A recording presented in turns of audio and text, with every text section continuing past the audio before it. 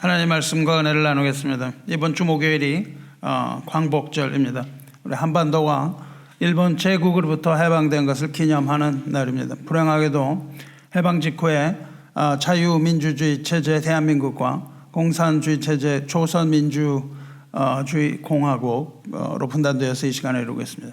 이 독립이라는 말은 정치적으로 지배를 벗어났다는 것을 뜻하고, 광복이라는 말은 어둠에서 빛으로 나왔다는 말입니다. 그리고 자유라는 말은 어떤 계약이나 구속이 없이 민족이 자기 의지대로 할 수 있는 주권을 찾았다는 말이죠. 또 해방이라는 말은 자유를 얻게 되었다, 이 말입니다. 이 광복절을 맞이해서 우리가 자유가 얼마나 소중한 것인지, 그것이 얼마나 소중한 가치인지 다시 한번 생각해 보고자 합니다. 아담 이후에 아담의 후손, 즉 벤아담은 죄의 노예가 되었습니다. 죄의 노예라는 말은 뭐냐면 죄가 시키는 대로 그대로 다 행동한다는 뜻입니다. 하나님께서는 인간에게 자유의지를 주셨어요. 근데 인간은 그 자유의지를 제대로 사용하지 못했습니다. 그래서 인간은 선한 뜻을 펼치지 못했습니다. 자기의 의지대로 그것이 선한 일을 하지 못했단 말이죠. 그래서 늘 지금도 우리가 죄의 노예가 되어서 된 상태로 있습니다. 그래서 우리가 자유의지를 뭘 하려고 하는 것 같은 생각이 있고 자꾸만 그 생각을 해요. 내 뜻대로 이렇게 하는데, 그렇게 하지 못하고 우리는 본성이 시키는 그대로 합니다.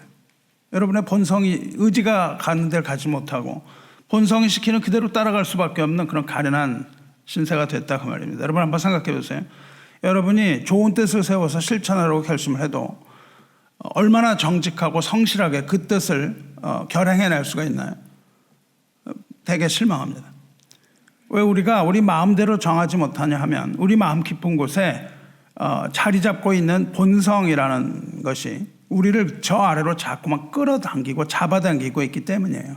그래서 우리가 우리 뜻대로 하지 못한다는 걸 여러분이 알아야 돼요. 그러면서도 자꾸 내 뜻대로 하려고 합니다. 남의 뜻이 아니고 내 뜻대로 하려고 하는 마음이 있는데 그렇게 하지 못해요. 누구의 뜻대로 하냐면 내 본성이 시키는 대로 한다고요. 그래서 언제나 우리는 그 죄의 자리에 다시 서는 거죠. 그리고 돌아보면은 그렇게 고백하지 않을 수 없습니다. 그렇지 않으려고 발버둥을 쳐도 다시 또 죄의 자리에 서는 우리 자신을 바라보고는 절망합니다. 이러한 인간의 본성을 우리는 죄의 본성이라고 해서 죄성이라고 부릅니다. 인간의 죄성이라고 불러요. 우리가 가지고 있는 어떠함입니다. 성경에서는 이 죄성을 flesh, 즉 육체라고 부르고 있습니다. 우리의 죄성이 바로 육체예요. 이 육체는 이미 죽은 육체, 즉 죽음의 육체라고 부릅니다. 바울은 이것을 우리의 겉사람, 그렇게 부르죠. 예수께서는 진리가 너희를 자유롭게 하리라, 이렇게 말씀하셨습니다. 이 말씀은 지식적인 차원을 넘어서는 거예요. 그래서 우리 삶의 모든 영역에 깊은 영향을 미치는 자유에 대한 엄청난 약속입니다. 우리가 자유를 얻지 못한다면 우리에게 생명이 없습니다. 그래서 우리는 자유를 얻기 위해 예수님에게 나가야 되는데, 반대로 자유를 얻기 위해서 예수님을 버리는 이상한 현상이 나타나고 있습니다. 그러면 우리를 자유롭게 하는 진리라는 건 도대체 무엇을 말해요? 진리라는 것은 어떤 사실을 얘기하는 게 아닙니다. 진리라는 것은 지식을 말하는 게 아닙니다. 진리는 무엇이냐면 우리의 삶을 변화시키는 하나님의 말씀입니다. 그리고 그 말씀이 육신이 되어 이 땅에 오신 예수님 자신이 바로 진리예요. 내가 길이요 진리요 생명이니 나로 말미암지 않고는 아버지에게로 올 자가 없느니라 말씀하신 것처럼, 진리는 바로 그리스도 자신을 말하고 말씀이신 그리스도, 즉 하나님의 말씀을 말합니다. 우리 주 예수 그리스도 자신이 바로 진리이며 오직 주 예수 그리스도만을 통하여 우리는 참된 진리를 알 수 있고 자유를 얻을 수 있다, 그 말이에요. 그러면 과연 진리로 자유롭게 하신 그 자유는 과연 어떤 자유를 말할까요? 몇 가지로 생각해 볼 수 있는데, 첫째로는 죄의 종 노릇으로부터의 해방입니다.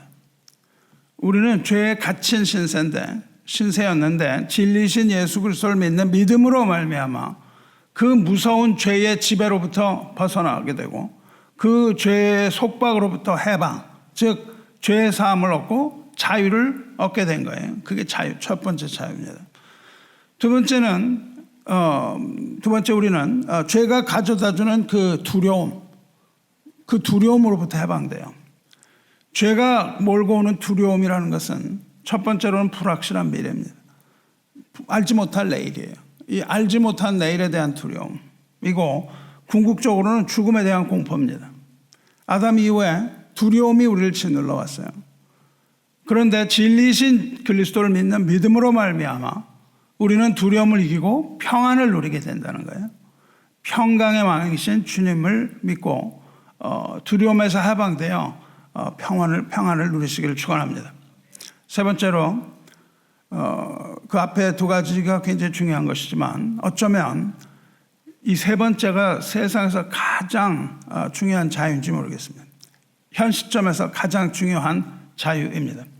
마지막 자유는요, 거짓된 가치관으로부터 해방되는 자유입니다. 세상이 보여주는 헛되고 거짓된 가치관의 환상을 끊고 오직 참된 가치관, 하나님 나라의 가치관을 발견하고 새로운 삶의 영역으로 들어가게 되는 그 자유입니다. 실제 우리의 삶에 관계되는 거예요. 이것은 마치 가장 귀한 보화를 발견한 자가 전 재산을 모두 팔아서 보화가 묻혀있는 그 땅을 사는 것과 같고, 가장 아름다운 진주를 발견한 자가 자기가 가진 모든 소유를 다 팔아서 그 진주를 사는 것과 같다, 그렇게 말씀하셨습니다. 그러니까 가치관이 변화되는 거예요. 내가 가지고 있는 재물, 이것에 대한 가치관이 변해서 내가 발견한 그 보화의 모든 것을, 내가 가진 것을 버리고 그 보화에 대한 새로운 가치관으로 내가 새롭게 사는 겁니다. 천국의 12문은 12진주라 그랬어요. 그리고 각 문마다 한 개의 진주로 되어 있고 성의 길은 맑은 유리 같은 정금으로 되어 있다고 말합니다. 그래서 이 하늘의 진주를 발견한 사람은 세상에서 가치 있다 하는 모든 것이 다 무가치하게 여겨진다는 거예요. 그래서 오직 그리스도 예수를 아는 지식을 가장 고상한 것으로 여기고 세상 모든 지식을 다 버리고 주님만을 따라간 바울의 모습, 이것이 참된 자유인의 모습입니다. 바울은 자기가 가지고 있던 모든 것을 버리고 발견한 예수 그리스도라고 하는 그 귀한 보물을 보고 자기가 가진 것을 모두 다 팔아서 이제 오직 그 주님만을 따라가는 그런 삶을 살았단 말이죠. 그러니까 자유라는 건 뭐냐 하면 가치관이 변화되는 거예요. 내가 가지고 있는 자유를 가지고 이 가치관에서 저 가치관으로 옮겨가는 거예요. 세상이 좋아서 세상을 따라갔는데 이제 이 세상이 아무것도 아닌 게 되어버리고 내 가치관은 하나님 나라에 두는 겁니다. 그래서 나는 자발적으로 하나님 나라의 것을 선택하는 거예요. 억지로 하나님의 이걸 억지로 우리가 예배에 나오는 게 아니라 하나님의 나라를 사모함으로 이것이 나에 있어서 가장 최대의 가치이고 예배를 내가 놓칠 수 없다는 그 마음으로 그 예배에 참여하는 것, 이것이 바로 가치관의 변화예요. 그러면 세상의 가치관은 뭐냐고요? 세상의 가치관과 하나님 나라의 가치관, 이거를 세계관이라고도 부릅니다. 월드뷰. 이 하나님 나라의 가치관은 근본적으로 서로 다른 목표와 기준을 가지고 있어요. 세상의 가치관은 뭐예요? 우리 한 사람 한 사람의 성공, 물질적인 풍요, 사회적인 지위, 이거를 최고의 가치로 둡니다. 거부할 수 없어요. 그리고 이거를 우리들에게, 자녀들에게 계속 그걸 가르쳐요. 이게 최고의 가치라고 가르칩니다. 이것만이 너희가 살아갈 길이라고 가르칩니다. 거의 매일 강요하고 있습니다. 자기가 이루지 못하면 자녀를 통해서 그걸 이루려고 하죠. 그러면서 뭐라고 얘기해요? 날 위해서 하는 줄 아니? 다 너를 위해서 하는 줄. 그런 거짓말 하죠. 뭘 널 위해서 해요? 자기가 못한 걸 또 하려고 하는 거죠. 자기 그 가치관을 계속 실현하려고 하는 거예요. 우리가 가지고 있는 모든 것들을 다 걸어서 거기다가 둡니다. 세상의 가치는요, 경쟁, 승리의 가치관이에요. 경쟁을 통해서 남을 누르고 승리해야 되고 더 좋은 조건으로 나가는 것이 세상의 가치관이에요. 그리고 세상의 가치관은 헤도니즘, 쾌락입니다. 쾌락과 나의 즐거움을 최우선으로 하는 거예요. 뭘 해서든 내가 즐거움을 얻어야 되는 거예요. 나와 나의 자녀가 즐거움을 얻어야 됩니다. 즐거움, 행복, 이런 것이 가장 중요한 가치관이에요. well-being, 잘 살아가는 것이죠. 또 세상의 가치관은 뭐예요? 지독하게 자기중심적이라고요. 세상 가치관을 가진 이 사회에서는 자신의 이익을 위해서 타인의 입장을 완전 무시됩니다. 나의 자녀, 내가 가진 가정, 우리 교회, 이것만 놓고 나머지는 다 그냥 무시되는 거예요. 그런데 하나님 나라의 가치는 이것과 정반대라고요. 하나님 나라의 가치관은 뭐예요? 먼저 사랑과 섬김입니다. 하나님을 사랑하고 이웃을 사랑하고 섬기는 것, 이것을 최고의 가치관으로 여긴다고요. 하나님 나라의 가치관에서 빼놓을 수 없는 가장 중요한 것은 개인이 아닙니다. 개인이 아니고 공동체예요. 하나님 나라의 공동체, 교회 공동체, 이 모든 공동체가 가장 중요한 핵심 가치입니다. 공동체의 화목, 공동체의 평화가 가장 중요하며 서로 돕고 협력하는 그 체계가 하나님 나라의 가치관이에요. 또 하나님 나라의 가치관은 뭡니까? 낮아짐이죠. 겸손과 자기 부인입니다. 남이 나보다 더 높다는 거예요. 남을 나보다 더 높게 여기고 자신을 높이기보다는 겸손하게 형제를 섬기는 삶, 나와 나의 가족, 욕망을 버리고 형제와 형제의 가족을 위해서 내가 희생하는 공동체, 이게 하나님 나라 백성의 가치관이에요. 말은 하는데 굉장히 어렵습니다. 그렇게 하기는 어려운데 부인할 수 없는 것은 이것이 주님께서 우리에게 주신 가치관인 것은 분명합니다. 우리가 하지 못한다 그래서 그걸 거부하면 안 되는 것이죠. 그것이 주님이 주신 거예요. 그래서 희생이라는 이 숭고한 이 가치관을 주님께서 우리에게 주셨어요. 희생이 없는 섬김이라는 거 없다고요. 뭘 섬겨요? 희생이 없는데 섬기는 게 아닙니다. 그래서 희생이라고 하는 가치관이 굉장히 중요한 가치관입니다. 하나님 나라의 가치관이라는 것은 하나님을 중심으로 하는 가치관이에요. 우리가 중심이 되고 하나님을 중심으로 하는 가치관입니다. 이것을 하기 위하여 이 가치관을 주시고 이 자유를 주시기 위하여 진리이신 그리스도께서 십자가에서 죽으셨다고요. 십자가에서 죽으시고 우리의 모든 죄를 용서하시고 그 모든 속박에서 풀어주셨기 때문에 우리는 자유를 얻은 거예요. 이 모든 것을 할 수 없는 그런 구조에서 그럴 수밖에 없는 이 육체 가운데 사는 우리에게 예수님께서 십자가에서 그리스도의 피로 그것을 자유롭게 하셨다 그 말이죠. 그런데 세상의 가치관은 그냥 세상의 가치관이 지어진 것이 아니고 그 뒤에는 배후가 있다 이거예요. 그것은 하나님을 대적하는 이 세상의 신, 경배받고 하고 싶어하는 이 세상의 신 사탄 마귀가 세상의 질서를 만들어냈다 이겁니다. 세상의 질서를 만들어내고 그 언약에서 떨어져 나간 인류 중에 언약 백성이 아닌 자들을 억압을 하고 있습니다. 그래서 이 세상의 가치관을 가지고 미혹을 합니다. 그걸 미혹을 하여 하나님의 나라를 대적을 하고 있는 거예요. 지난 7월 26일 프랑스 파리에서 올림픽이 열렸습니다. 그런데 이번 올림픽은 개막식부터 전 세계 교회를 분노하게 했습니다. 전 TV가 없어서 개막식 보지 못했는데 이 얘기를 듣고 별로 보고 싶지는 않았지만 그래도 인터넷에서 그걸 찾아봤어요. 그 세상에서 얘기하는 것처럼 이 개막식은 기본적으로 기독교를 조롱하는 코드로 가득합니다. 가득했어요. 기본적으로 이 개막식은 적그리스도의 도전장이라는 제목을 붙여줬습니다. 적그리스도의 도전장이라고 해도 좋을 만큼 성경을 패러디한 그런 내용이었어요. 그런데 이 올림픽의 개최국이 프랑스다. 그리고 이것이 올림픽의 오프닝 세레머니라는 것을 감안할 때 이거 별로 놀라운 일이 아닙니다. 당연한 일이라고 저는 생각을 했어요.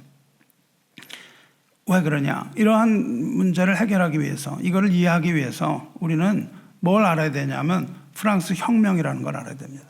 프랑스 혁명이 뭔지를 알아야 돼요. 그리고 올림픽이 도대체 뭘 말하는 건지를 알아야 됩니다. 이 개막식 내내 이 두 가지 어두움의 코드가 자리 잡고 있습니다. 프랑스 혁명이라는 어둠의 코드, 그리고 올림픽이라는 어둠의 코드가 자리 잡고 있어요. 시작을 할 때, 개막 시작할 때 성화를 들고 뛰어오는 사람이 있어요. 성화를 띄고 뛰어오는 사람들이 자객입니다. 성화를 들고 지붕 위를 막 뛰어와요. 그래서 그게 뭔가 하고 보니까는 이게 Assassin's Creed Unity라는 데서 시작했는데 뭔지 아세요? Assassin's Creed 이런 거 해본 분 있나? 하지 마세요. Assassin's Creed Unity래요. 그래서 그게 뭔가 Assassin's Creed Unity 딱 보니까는 뭔지 몰라도 제목에서 벌써 반기독교 냄새가 팍 풍기는 거예요. Assassin's Creed, Unity 세 단어가 다 그렇습니다. Assassin, Creed, Unity 이게 똑같아요. 그리고 여기에 프랑스의 냄새가 확 깊이 붙어 있습니다. 게임의 배경이 프랑스 혁명입니다. Assassin은 무슨 뜻이에요? 살인자. Creed는 뭡니까? 조그마한 신앙 고백. 우리의 사도신경의 Creed거든요. Unity는 뭐예요? 세계가 하나 된다는 아젠다입니다. 그러니까는 사람을 죽이고 그들의 신앙 고백을 통해서 세상이 하나 된다 이런 뜻이에요. 어둠의 모습입니다. 그 다음 장면을 보면 마리 앙뚜아네트가 나와요. 여러분 마리 앙뚜아네트 잘 모르시는 분도 있을 텐데 마리 앙뚜아네트가 나오는데 여러 마리 앙뚜아네트가 나와요. 건물마다 그냥 창문마다 숨어 있고 그 인형이 남아 있고 거기서 피가 막 솟구칩니다. 마리 앙뚜아네트가 누구냐면 프랑스 혁명이 일어날 때 왕이었던 루이 16세의 왕비입니다. 그런데 단두대에 목이 잘려 죽었어요. 죄명이 뭐냐면 사치, 낭비, 무능하다 뭐 이런 죄목으로 단두대에서 목이 잘려 죽은 비운의 여인입니다. 당시에 프랑스 혁명 때 루이 16세를 제거하기 위하여 거짓 음모, 계략 이런 것이 난무해요. 그래가지고 억울한 죽임을 당합니다. 프랑스 혁명에 대해서 잠깐 알아봐야 됩니다. 프랑스 혁명은 바스티유 습격 사건이라는 걸로 시작되죠. 시작된 지 한 달이 안 돼서 프랑스 봉건 제도가 문을 닫습니다. 봉건 제도가 문을 닫아요. 그리고 그때 당시에 국가 권력이 그것을 뒤집은 국가 권력은 왕이었던 루이 16세 권력이 루이 16세 왕으로부터 평민 중의 부르주아 세력인 조직한 국민의회로 넘어갑니다. 국회로 넘어갔다 이거예요. 왕에서 국회로 넘어갑니다. 그래서 이 혁명 세력에 위협을 느낍니다. 루이 16세가 위협을 느껴서 망명을 하려고 해요. 근데 잡힙니다. 다시 체포돼요. 그 후에 왕정이 폐지됩니다. 그리고 왕을 가둬요. 감금합니다. 그러면 끝난 것 같은데 왕을 가두고 이제 바뀌었으면 끝이 나는데 이들의 목적은 거기에 있지 않았어요. 그래서 이제 시작이라고 얘기를 합니다. 왕을 잡아놓고는 시작이라 그래요. 이것이 혁명의 시작에 불과했습니다. 외부 세력과 전쟁이 일어나고 그 다음에 자기들의 이권을 위해서 이 세력을 잡은 자들은 책임을 다른 곳으로 돌리기 시작합니다. 모든 것을 이제 왕에게 돌리기 시작하는 거죠. 그래서 전쟁이 일어날 거라는 루머를 퍼뜨립니다. 또 뭐 다른 막 루머를 퍼뜨려서 시민들을 선동하기 시작해요. 이때부터 선동 정치가 시작됩니다. 그래서 시민들은 그 말을 듣고 거짓말을 듣고 분노가 폭발하기 시작합니다. 막 폭발을 해요. 뭐 요즘 정치 다 이렇죠, 그렇죠? 이게 다 거기서 배워온 코드들이에요. 학자가 공부해서 전혀 이상한 게 아닙니다. 세상은 그렇게 가게 돼 있습니다. 세뇌 심리학이라는 책이 있는데 거기서 이걸 뭐라고 그러냐면 집단 세뇌라고 불러요. 집단 세뇌. 시간 되는 분들 한번 읽어보면 좋을 거예요. 이걸 보면은 독재자가 어떻게 군중 심리를 이용하는지, 그리고 대중은 어떻게 거기에 그냥 세뇌당해서 놀아나는지, 이런 것을 학자의 입장에서 기록한 흥미로운 책이에요. 독재자들이 학자들을 사용해서 이걸 연구했어요. 어떻게 대중을 선동하고 어떻게 대중을 세뇌할 건가, 이걸 연구한 연구 자료들이 많이 들었습니다. 그래서 그 선동에 따라서 1792년 9월에 그 유명한 프랑스 대학살이 일어나죠. 가짜 소문을 만들어서 대중을 선동하고 엄청난 광기와 폭력으로 이끈 아주 전형적인 사건입니다. 후에 히틀러 이런 독재자들이 이런 걸 다 배워가요. 그래서 어떻게 사람들을 선동할 것인가, 이걸 아주 체계적으로 공부를 하죠. 그래서 드디어 프랑스 제1공화국 시대가 막을 엽니다. 그리고 국민공회가 제정돼요. 국민이 정치한다 이런 뜻이에요. 국민이 정치하는 것만큼 위험한 것도 없습니다. 국민이 정치한다. 너무 쉽게 선동되기 때문에 그렇습니다. 그런데 그 결실을 맺었는데 그 결실은 시민한테 돌아가지 않습니다. 시민이 뭘 했다고 그러는데 시민이 이용만 당했어요. 농민에게 돌아가지 않았습니다. 그것은 누구에게 돌아가냐면 새로운 부유층에게 돌아가고 말았습니다. 평등이라는 말을 외쳤지만 그건 아주 빛 좋은 개살구에 불과했습니다. 그 모든 것들은 다 이용당하고 그 소수의 사람들에게 모든 것들이 권력과 재산, 재물과 이런 것들이 다 거기 돌아가 버렸어요. 그러고 나니까 어떤 일이 생기냐면 자기들 사이에 권력 다툼이 또 생깁니다. 그 안에서 생기는 거예요. 그래서 희생양이 필요하게 됩니다. 이 희생양으로 누구를 선택하냐면 루이 16세를 선택을 해요. 이미 아무 힘이 없고 감옥에 다 갇혀 있는데 이걸 죽여야만 했던 거예요. 왜냐하면 국민들을 계속해서 선동해야 된다는 것이 있어요. 국민들은 선동할 때 금방 당했다가 금방 그걸 잊어버리거든요. 그래서 그걸 잊어버리지 않게 계속하여 프레임을 씌워야 되는 문제가 있습니다. 그래서 루이 16세를 처형을 해요. 이때 그 처형을 한 후에 마리 앙뚜아네트도 희생양으로 재판에 회부됩니다. 재판에 회부되는데 혐의가 뭐냐면 국고 낭비, 사치, 적국간 해통, 그리고 국왕과 백성을 기만했다. 그리고 온 가족과 다 간통했다는 거예요. 심지어 자기 아들 7살 된 아들까지 간통을 했다. 그리고 사치에 크게 절었다. 그래서 국민들이 빵을 먹지 못하는데 무슨 말이냐면 빵이 없으면 케이크를 먹으면 되지 이렇게 말했다는 거예요. 빵이 비싸요? 케이크 비싸요? 빵도 못 먹는데 케이크 먹으면 되지 이런 얘기를 했다는데 나중에 알고 보면 그렇지 않고 그 내용은 장자크 루소의 고백록이라는 데 기록된 것을 그냥 베껴왔어요. 그래서 모든 거짓, 음모를 다 걸어가지고 이 여자를 살해합니다. 후일에 역사학사들이 이걸 다 보는데 반대로 마리 앙뚜아네트는 다른 왕비들에 비해서 비교적 검소한 편이었다. 그리고 그 모든 루머가 다 큰 걸 찾을 수 없었다.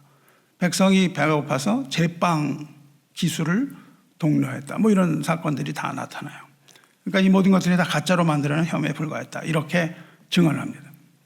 그런데 이 사람들에게는요, 그것이 마리 앙뚜아네트가 가지고 있었던 것이 진실인지 아닌지 이거는 아무리 중요한 게 아니었어요.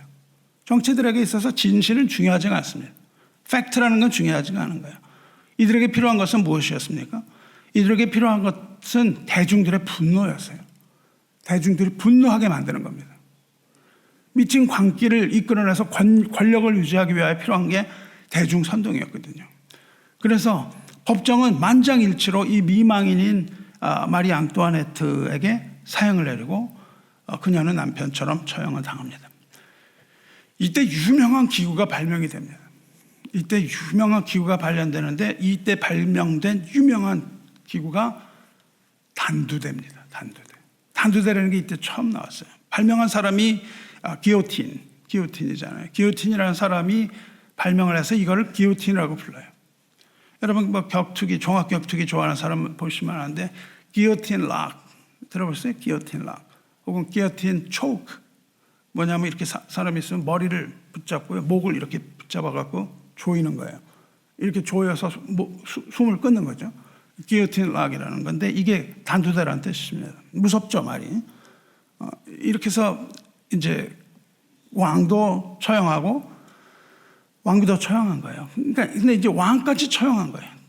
그러면 왕을 처형했으면 끝나는데 목표가 그게 아니었기 때문에 이후에 더욱더 거리낌이 없습니다. 반대하는 모든 세력은 다 단두대에서 목이 잘리게 해주겠다 이렇게 얘기를 해요. 그래서 급진혁명 좌파 세력이 왕당파를 그렇게 죽였고 온건 좌파 세력, 반혁명 세력 이런 것들을 포함해서 수많은 사람을 처형합니다. 계속해서 했어요. 그래서 어떤 말이 있냐면 그 이후로 단두대는 쉴 틈이 없었다. 그런 말이 있습니다. 단두대는 쉬지 않고 계속해서 그것으로 사람의 목을 잘라버렸다고요. 그래서 프랑스 혁명을 뭐라고 그럽니까? 피해 혁명이라고요. 피해 혁명. 피를 본 혁명. 근데 혁명이라고 부를 수 없는 겁니다. 이게 무슨 혁명이에요. 사람을 그렇게 죽인 건데. 피해 혁명이 아니라 피해 숙청이었다는 셈이죠. 대략 2만 명 정도를 죽였다고 되어 있습니다. 2만 명 정도가 단두대에서 대중 앞에서 많은 사람이 보는 앞에서 목이 잘려나간 걸로 통계가 잡혀 있습니다. 이것이 바로 올림픽 개막식에 마리 앙뚜아네트가 나왔다. 그 인형이 등장한 이유예요. 그것을 보여주고 있습니다. 그러니까 마리 앙뚜아네트라는 건 뭘 가지고 나온 거예요, 지금? 프랑스 혁명, 피해 혁명을 가지고 나왔다고요. 피해 죽음을 의미하고 지금 뭐를 자꾸 부추깁니까? 대중의 분노, 이거를 지금 부추기는 거예요. 프랑스 혁명의 문제가 무엇입니까? 왜 그런 일이 일어났을까요? 프랑스 혁명의 문제는 하나님과의 단절된 관계로부터 시작됩니다. 하나님의 속박으로부터 벗어나서 자유를 얻겠다는 거예요. 이 앙뚜아네트가 나오는데요. 올림픽에서 나오는데 그 뒤에 노래가 흘러나와요. 노래가 뭐냐면 노래 제목이 Imagine입니다. Imagine이라는 노래 유명하고 여러분도 많이 들어봤어요. 그냥 뭐 좋아서 막 흥얼흥얼 하는 사람도 많았을 텐데 이 노래를 부른 사람은 유명한 락밴드 비틀즈의 멤버 존 레논이죠. 존 레논이 만든 Imagine. 이 노래 Imagine의 주제는 평화와 사랑이에요. 평화와 사랑. 평화와 사랑인데 하나님 없는 평화, 하나님 없는 세상, 하나님 없는 사랑, 이걸 말하는 겁니다. 그래서 가사를 보면 어떻게 돼요? 천국이 없는 세상을 상상해봐라. 얼마나 좋으냐. 지옥도 없는 세상 얼마나 좋으냐. 국가도 없는, 나더러 뭐 이래라 저래라는 국가도 없고 종교도 없는 세상을 상상해보라. 그 이미지네요. 상상해보라는 겁니다. 소유권도 없는 세상, 다 같이 나누는 세상, 굶주림이 없는 세상, 전쟁도 없는 세상, 죽음도 없는 세상을 상상해보라. 모든 인류가 다 차별이 없고, 이 차별 금지, 이게 여기서 나오거든요. 같은 프로토콜입니다. 모든 인류가 차별 없이 다 하나 되는, 하나님도 없이 우리가 살아가는 자유롭게 되는 이 세상을 상상해봐라. 얼마나 좋으냐. 아무 문제 없이 다 잘 된다. 이런 내용의 노래예요. 들으셨죠? 이 개막식의 코드가 뭐예요? 차별 금지, 종교 금지, 전 세계의 당일화, 평화, 뭐 박애, 사랑, 이런 것들이라고요. 여러분, 프랑스 혁명을 학교에서 배우셨을 때 프랑스 혁명이 내세운 기치가 뭐였어요? 세 가지. 자유, 평등, 박애입니다. 이게 프랑스 혁명이라는 이름으로 나타난 건데 모두가 가짜입니다. 자유, 평등, 가짜가 다 가짜예요. 겉으로 내세운 건 자유, 평등, 박애였는데 실제 혁명의 결과가 뭐예요? 자유가 아니라 독재였습니다. 백성을 선동하여 만든 독재였어요. 평등이었나요? 아닙니다. 극심한 격차였어요. 극심한 격차가 일어나요. 박애였나요? 아닙니다. 심한 폭력 증오가 거기서 나타났다고요. 그러니까 자유가 아니고 독재고, 평등이 아니라 격차고, 박애가 아니라 폭력, 증오로 맺어요. 그리고는 지금까지도 자유, 평등, 박애를 외치는데 이걸 모르는 사람은 얼마나 멋있어요. 모든 인류가 자유롭고, 모든 인류가 평등하고, 모든 인류가 사랑하는 이 세상 얼마나 좋으냐. 근데 하나님은 없다. 그겁니다. 자, 이제 이미진이라는 노래 나오고 앙뚜아네트 나타나는데 그 다음에 뭐예요? 세느강에서 말을 탄 자가 나타나요. 근데 말을 탄 자 빛깔을 약간 그리니쉬, 그 다음에 좀 페일 컬러를 해요. 이거는 요한계시록의 모티브가 분명합니다. 요한계시록 6장 8절을 보면 내가 봄에 청황색 말이 나오는데 그 탄 자의 이름은 사망이니 음부가 그 뒤를 따르더라. 청황색이라 그러는데 이 청황색이라는 말은 이 단어는 청황색도 말하지만은 창백하다, pale이라는 뜻을 가져요. 창백한 말이라고 영어로는 pale horse라고 번역을 합니다. 이 창백한 말이 나타나요. 창백한 말을 타고 기사가 달려오는데 그 기사 이름이 사망이다. 그리고 그 뒤에는 지옥이 따라온다 이거예요. 그래서 인류의 4분의 1을 죽인다는 겁니다. 뭐로 죽이냐면은 칼로 죽이고 흉년으로 죽이고 땅에 짐승들이 올라와서 죽이고 이것을 해요. 그러니까 이 나오는 세느강을 뛰어오는 이 기사는 창백하게 분장을 한 거죠. 창백하게 분장을 하고 말을 탄 자의 모습이 나옵니다. 그래서 거기서 뭘 보여줘요? 암살의 모티브. 앞에서 암살의 모티브를 보여줬잖아요. 그리고 이제 사망의 모티브를 보여준다고요. 이제 계시록에 나오는 재앙이 일어난다는 거죠. 이것은 이런 걸 볼 때 마치 이것은 적그리스도의 도전인 겁니다. 이제 요한계시록의 사건이 일어난다는 거예요. 그런 소름 끼치는 장면이 아닐 수가 없어요. 이 말을 탄 자가 나타날 때에 지옥이 따라올 것이며 이 땅의 4분의 1을 죽일 것이기 때문입니다. 이 말을 탄 자 이후에 흰 말을 탄 자가 나와요. 흰 말을 탄 자도 그 같은 계시록에 기록된 건데 이거는 좀 신학적인 의견이 분분해요.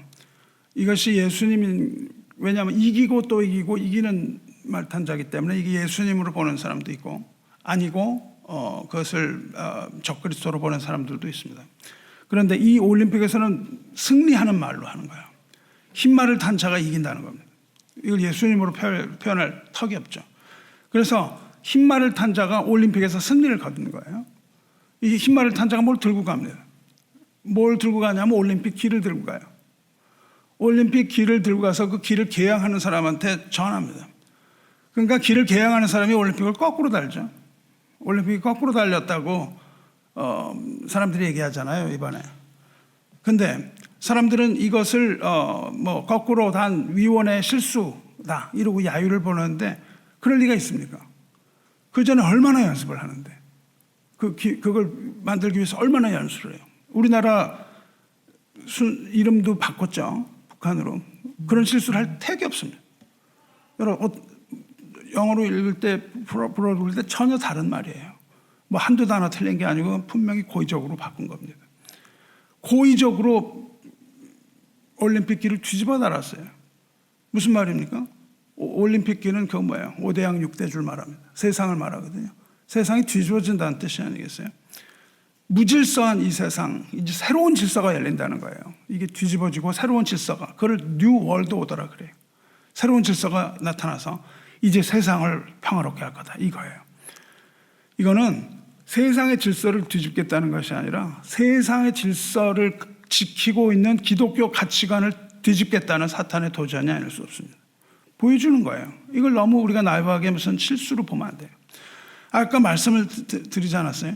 그리스도께서 주신 가장 중요한 것, 우리가 잠을 자다가 깰 때도 잊지 말아야 할 것, 진리가 자유롭게 하신 것, 즉 뭐예요? 우리의 가지고 있는 하늘의 가치관, 이거가 흔들리면 안 되는 거죠. 이걸 뒤집겠다는 겁니다. 사탄은 우리가 가지고 있는 이 가치관을 아주 못마땅하게 생각하는 거예요.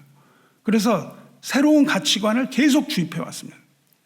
그게 뭐냐면 세계 단일화라는 움직임이에요. New World Order, 새로운 세계 질서라는 거예요. 그 질서는 뭐냐면 하나님이 없는 새로운 세계 질서예요. 온 세계가 하나 되어서 하나님을 떼어내버리고 우리 인간들끼리 자유롭게 되자. 하나님으로부터 인권을 되찾자라는 말에서 인권이 여기 들어가기 시작하는 거예요. 그래서 그렇게 소리를 질러대는 겁니다. 이것은 왜 그러냐면요. 이걸 뒤집은 다음에요. 뭐가 나타나냐면은 금으로 된 황소와 송아지가 앞에 딱 한다고요. 송아지가. 금송아지가 뭐예요? 바알이 아니에요. 하나님께서 십계명을 주실 때 산 아래에서 섬기던 우상이 금송아지거든요. 이 황소. 그러니까 이제부터는 뭐예요? 금송아지를 섬겨야 된다는 무언의 메시지인 거예요.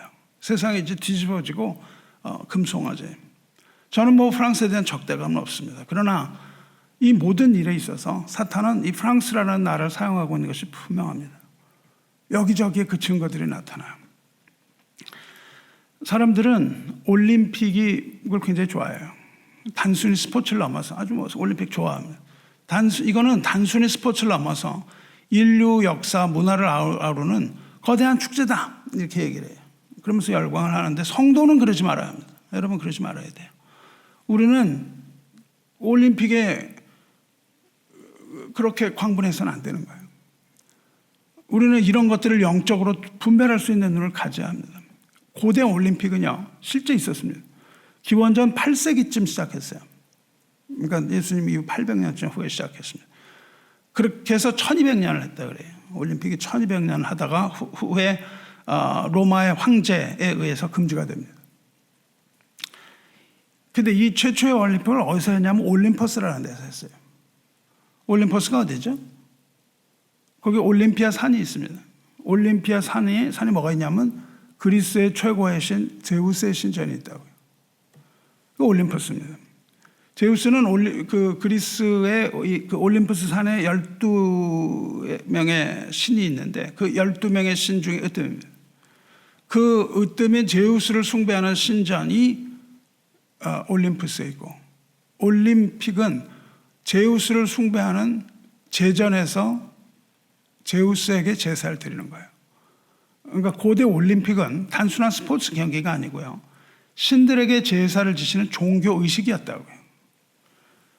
그렇기 때문에 경기 동안에는 평화를 유지해야만 했습니다. 경기 동안에 전쟁을 하면 안 되는 거예요. 그래서 참가자들은 그 신의 가호, 제우스의 가호 안에서 평화를 누린다고 생각을 했습니다.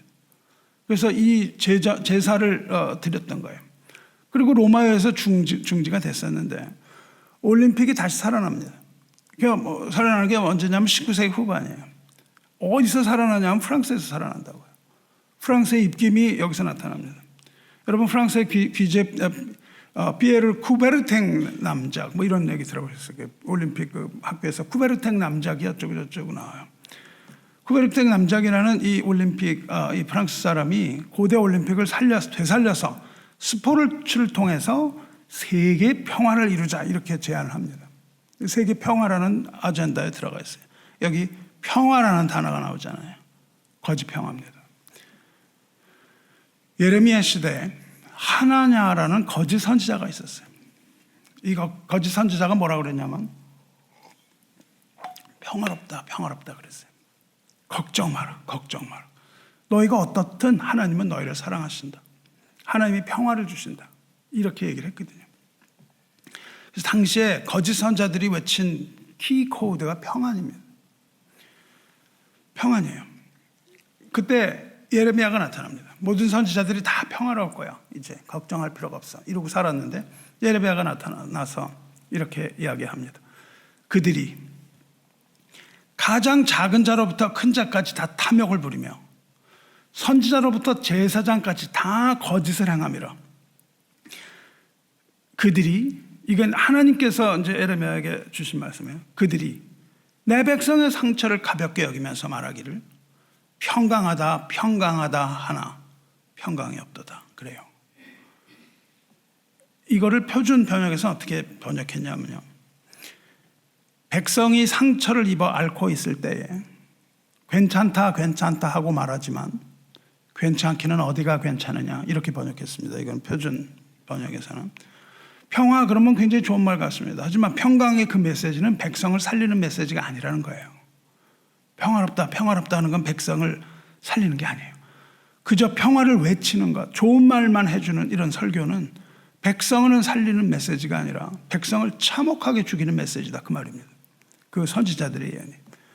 백성들이 죄악 가운데서 지금 하나님의 진노 가운데 죽어가는데 하나님의 진노 가운데 죽어가는데도 불구하고 괜찮다 이런 메시지를 던지는 선지자를 거짓 선지자라 하고 이렇게 가르치는 교사를 거짓 교사라고 부르는 겁니다. 요즘 강단에서도 얼마나 많은 평화의 메시지가 난무를 하고 있습니까? 듣다 보면 아무 문제가 없는 것 같아요. 내가 어떻게 살든 하나님은 너를 사랑하신다 이겁니다. 하나님은 너를 사랑하시니까 너는 그냥 괜찮아. 네 있는 그대로. 그 거짓말입니다. 뭐 있는 그대로예요. 하나님이 회개하고 돌아온 자를 하나님이 사랑하시는 겁니다. 이런 메시지 괜찮다 괜찮아 it's okay 이 메시지가 아닙니까? 거기에 성도는 열광합니다. 왜냐하면 나의 탐욕대로 살아도 되니까. 더 이상 회개하고 돌아갈 필요가 하나도 없으니까. 하나님은 언제나 나를 사랑하시니까. 그래서 이런 곳에 사람들은 몰려듭니다. 그런데 사랑하는 성도 여러분, 이런 메시지에 현혹되지 마시기 바라요. 하나냐가 그런 선포를 할 때 하나님께서 하나님의 말씀이 예레미야가 임합니다. 그리고 예레미야가 하나냐에게 이렇게 말합니다. 하나냐에 들으라. 여호와께서 너를 보내지 아니하셨거늘 내가 이 백성에게 거짓을 믿게 하는도다. 그러므로 여호와께서 이같이 말씀하시되 내가 너를 지면에서 제하리니 내가 여호와의 패역한 말을 하였습니다. 내가 금년에 죽으리라 하셨느니라 하고 그 해의 7월에 하나냐가 죽습니다. 성도 여러분, 이것이 바로 올림픽에서 하드락 밴드가 부른 가사의 노래예요. It's okay, it's alright. 모든 게 다 괜찮아. 다 잘 될 거야. 평화로울 거야. 여러분, 이런 소리가 너무 끔찍하지 않습니까? 뭐가 평화롭고 뭐가 다 괜찮다는 뜻이에요. 전혀 그렇지 않습니다. 사탄은 평화라고 하면서 우리를 속입니다. 그리고 하나님의 말씀을 멸시합니다. 하나님을 멸시하고 업신여기고 조롱합니다. 그러나 하나님은 업신여김을 받지 않으신다고 했습니다. 죄를 회개하지 않고 그대로 나간다면 평화가 아니라 심판이 기다리고 있는 거예요. 사도 바울은 이렇게 꾸짖습니다. 로마서 2장에서 이렇게 꾸짖어요. 내가 하나님의 심판을 피할 줄로 생각하느냐? 혹 내가 하나님의 인자하심에 너를 인도하여 회개하게 하심을 알지 못하며 그의 인자하심과 용납하심과 길이 참으심이 풍성함을 멸시하느냐? 하나님이 그렇게 평화롭다 하시는 것은 너희가 아무래도 좋다, 평화롭다 이게 아니고 하나님이 인자하시고 하나님이 용납을 하시고 길이 참으셔서 그렇게 하고 계시는 것이지 그게 다 괜찮은 게 아니라는 거예요. 다만 내 고집과 회개하지 아니한 마음을 따라 진노의 날 곧 하나님의 의로우신 심판이 나타나는 그날에 임할 진도를 내게 쌓는도다 이렇게 말씀하세요. 그냥 괜찮은 것이 아니라 괜찮은 것처럼 보이는데 하나님의 진노가 쌓이고 있다는 겁니다.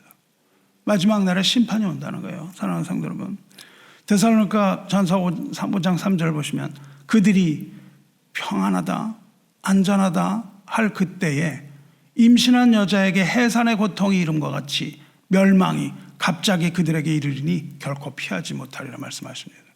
평화라는 말을 들으면 여러분 일단 얼러트 하셔야 돼요. 왜? 마귀는 평강의 왕이신 예수님의 이름으로 그것을 속이고 있기 때문에 그렇습니다. 그래서 하나님의 말씀을 그대로 카피를 해요. 그래서 사람들은 미혹을 당합니다. 예수님이 평강의 왕이거든요. 그래서 평화가 예수님의 코드거든요. 예수님이 그 코드를 사용하니까 사람들이 미혹을 당한다고요. 그런데 그냥 평화가 아니라는 거예요. 어떻게 평화입니까? 그리스도 예수 안에서 평화입니다. 그리스도 예수 바깥에는 평화가 아니라 전쟁입니다. 멸망이에요. 그래서 그리스도 안으로 들어가라고 얘기를 해야 되는 거예요. 너희 있는 그대로 그리스도 바깥에서 평안이다는 말이 거짓말이에요. 여러분 말씀을 분명하게 깨닫고 마지막 때를 준비하시기 바랍니다. 때가 이르리니 사람이 바른 교훈을 받지 아니하며 귀가 가려워서 자기의 사욕을 따를 스승을 많이 두고 또 그 귀를 진리에서 돌이켜 허탄한 이야기를 따르리라 그렇게 말씀하셨습니다. 마지막 때가 모일수록 여러분이 모이게 힘써야 되는 거예요. 그리고 말씀을 들어야 됩니다. 그냥 하나님 말씀 듣는 것만으로는 부족합니다. 여러분이 설교의 말씀을 들으셔야 돼요. 하나님께서 그렇게 택하여 그 말씀을 통하여 하나님께서 진리를 선포하시기 때문이에요. 그러니까 여러분이 말씀 안에 나와서 마지막 때가 될수록 주님 오실 날을 기대하는 그러한 신앙을 함께 나누어야 합니다. 이제 마지막으로 올림픽 그 개막식 하이라이트가 뭐였습니까? 예수님 마지막 만찬, 최후의 만찬에서 예수님과 함께하는 12제자를 LGBTQ로 대체한 음란한 장면이었잖아요. 이건 여러분 다 아실 거예요. 예수님의 대역이 드래그 퀸입니다. 드래그 퀸. 이거는 분명히 신성모독에 해당합니다. 그래서 이 장면을 본 많은 사람들이 평을 했습니다. 드래그 퀸이 무슨 말, 뭐죠? 드래그 퀸. 드래그 퀸은 여장 남자 혹은 남장 여자, 이걸 드래그 퀸이라고 부릅니다. 그래서 이거를 본 사람들이 이제 평을 많이 했어요. 미국에서 여러 사람이 평을 했습니다. 근데 그 중에 제일 처음 나오는 것이 미국 대통령 영부인 질 바이든, 평. 질 바이든은 스스로 크리스찬이라고 얘기를 합니다. 이렇게 말을 했어요. The opening ceremony at the Olympics was spectacular. spectacular의 기사는 대문자 S를 붙였더라고요. 정말 아주 유니크한, spectacular한. 개막식은 화려했다. 그래놓고 뭐라고 하냐면 4년 후 2028년 미국에서 도대체 이것보다 더 잘할 수가 있겠는가? 이것을 능가할 수 있을지 모르겠다. 그러면서 사실은 자신감을 드러냅니다. 더 잘할 거야. 뭐라고 그러냐면 파리에는 에펠탑이 있지만 우리에게는 모든 꿈을 다 이루어주는 할리우드의 매직, 할리우드의 마법이 존재한다. 이렇게 얘기해요. 트럼프도 한마디 합니다. The Olympic ceremony was a satanic drag show. 이 드래그 쇼라는 건 남성이 여성 옷을 입고 노래하고 춤추는 공연이라고 말씀드렸어요. 그거다. 그러니까 이 드래그 쇼라는 거는 성 정체성, 성적인 역할, 사회적 규범 이런 거에 대해서 드래그 쇼에서는 뭐냐면 질문을 던져요. 이게 옳은 거야? 동성애를 이렇게 미워하는 게 옳은 겁니까? 기독교인 당신들은 이걸 사랑이라고 그러면서 이걸 미워하는 게 옳은 겁니까? 이런 질문 던져요. 그러면서 개인적인 자유, 표현의 자유 이런 것들을 하는 것이 그런 예술적 행위라고 정의가 되어 있습니다. 그런 걸 하는 예술적 행위가 드래그 쇼예요. 그러니까 지금 드래그 쇼 했다고 트럼프는 얘기하고 있는 거죠. 근데 실제로는 그런 어떤 예술적 행위라고 하지만 그렇지 않다는 건 우리가 다 아는 사실, 명백한 사실입니다. 그러놓고 트럼프가 또 이렇게 말합니다. They were mocking God, Christians and Christianity. 그들은 하나님과 기독교인과 기독교를 다 모욕했다, 조롱했다. 그래놓고 말하면 I will stop this sickening Satanism on a day one. 이건 또 내가 대통령이 당선이 되면 취임 첫날에 내가 이 모든 걸 다 박살내겠다, 이런 또 정치적인 발언을 하죠. 이건 뭐 어떤 의미에서 얘기를 한 건지 모르지만 정치적인 발언입니다. 내가 대통령이 되면 첫날에 이런 걸 다 까부신다. 그러고는 싸우겠다고 얘기합니다. No president has fought for Christians like I have. Boycott the Olympics. Boycott the Olympics. Christ is King. 이렇게 또 뭐 기독교인들 좋으라는 얘기를 해요. 뭐 정치적이고 뭐 정치적으로 이용하라는 수작일 수도 있습니다. 하지만 옳은 이야기인 거예요. 옳은 이야기예요. Boycott the Olympics. Christ is King. 그렇게 얘기했단 말이죠. 일론 머스크도 얘기했어요. 일론 머스크는 아주 괴롭습니다. 그래서 왜냐하면 그 자녀가 트랜스젠더, 자녀가 그 성전환 했거든요. 그래가지고 너무 괴로워했습니다. 그래서 일론 머스크도 아주 반동성애 코드가 굉장히 강해졌어요. 이걸 뭐라 그랬냐면 extremely disrespectful to Christians. 기독교인에 대한 이것은 극도의 무례합니다. 이래놓았어요. 그래놓고 뭐라 그러냐면 unless there is more brevity to stand up for what is fair and right, Christianity will perish. 기독교인들이 더 용감하게 대응하지 않는다면 기독교는 사라질 것이다. 이렇게 얘기했습니다. 뭐 당연히 그렇지 않습니다. 뭐 기독교가 뭘 사라지긴 뭘 사라져요. 이런 것 때문에 사라진 적이 없습니다. 기독교. 악은 하나님을 이긴 적이 없습니다. 비록 악은 쉬지 않고 행진한다 할지라도 하나님의 뜻을 어길 수 없기 때문에 이것은 원천적으로 불가능한 소리예요. 모르고 하는 소리입니다. 그러나 그렇게 보이죠. 그러나 하나님의 나라가 소멸되지는 않는다. 하나님 나라가 소멸될 거라고 얘기했는데 하나님의 나라가 소멸되지는 않는다 할지라도 이 땅에 우리 교회, 이 교회가 다 아무 문제 없으리라는 보장은 없습니다. 죄를 미워하시는 하나님은 자기 성전도 무너뜨리시는 두려운 분이시기 때문에 그렇습니다. 우리가 비록 교회라 할지라도 교회가 다 사라져버릴 수도 있습니다. 하나님의 징계는 마귀의 음모 때문에 일어나는 게 아니에요. 이 마귀의 음모 때문에 교회가 문을 닫는 게 아닙니다. 그게 아니라 백성들이 하나님의 진노를 쌓기 때문이에요.